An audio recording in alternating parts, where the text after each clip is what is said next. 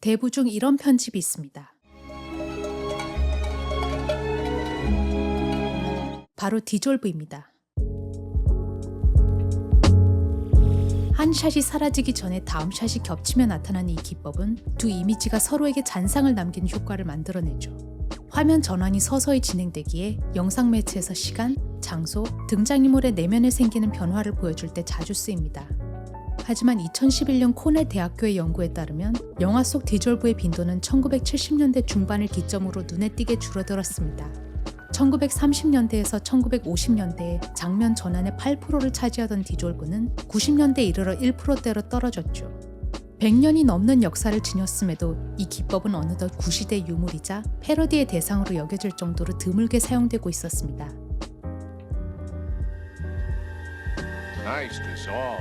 대부의 디졸브도 일부 온라인 커뮤니티에서는 말론 브랜드의 콧수염이 나무로 변하는 장면이라며 유머있게 회자되기도 했죠. 그럼에도 불구하고 디졸브를 자신의 거의 모든 작품에서 고수해온 감독이 있습니다. 바튼 아카데미 알렉산더 페인입니다.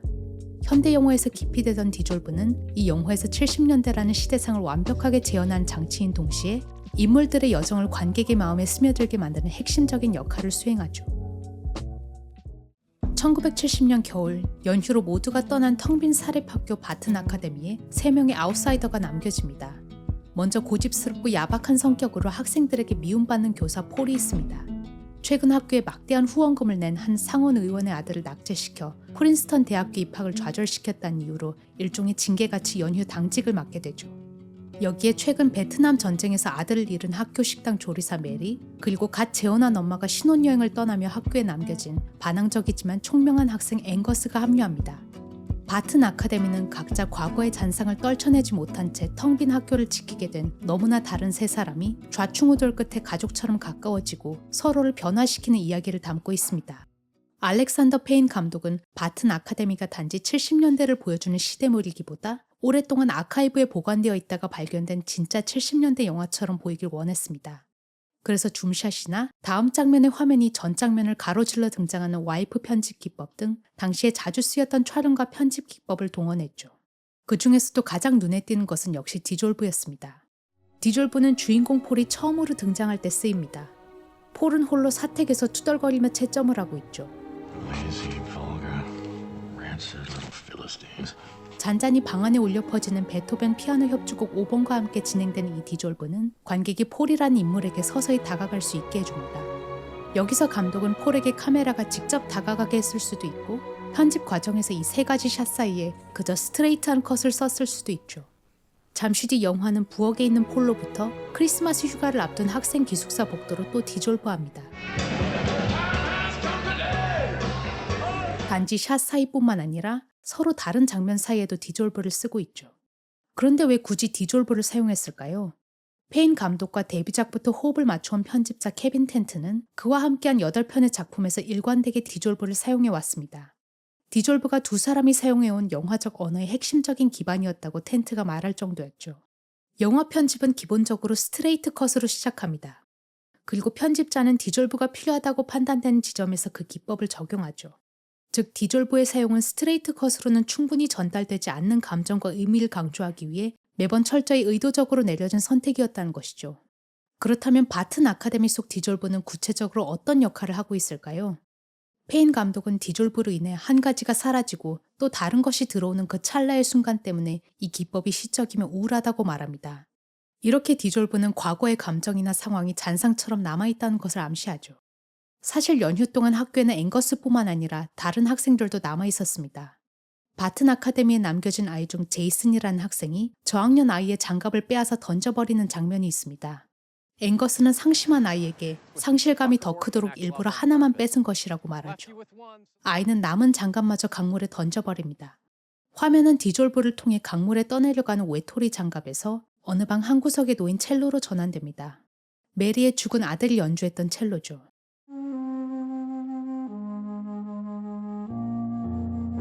이어서 관객은 메리의 아들이 쓰던 텅 빈 방과 홀로 남은 메리를 보게 됩니다. 이 디졸브를 통해 관객은 짝을 잃은 장갑에서 비롯된 상실감으로부터 아들을 잃은 메리의 상실감으로 자연스럽게 옮겨갑니다. 디졸브가 단순한 컷보다 훨씬 밀접하게 두 장면의 주제를 하나로 묶어준 것이죠. 디졸브는 이런 주제의 전이뿐만 아니라 상념의 전이를 표현하는 데도 쓰입니다. 영화는 심란한 상태에 있던 앵거스를 보여주는 샷에서 시간이 지나 다른 장소에서 여전히 심란한 상태에 있는 앵거스를 보여줄 때 디졸브합니다.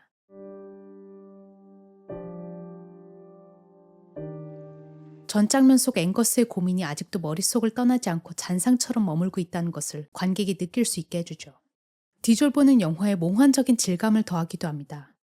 어느 날 학부모 중 한 명이 헬기를 타고 와서 남아있는 아이들에게 스키 리조트에서 방학을 보내게 해주겠다고 제안하는데요.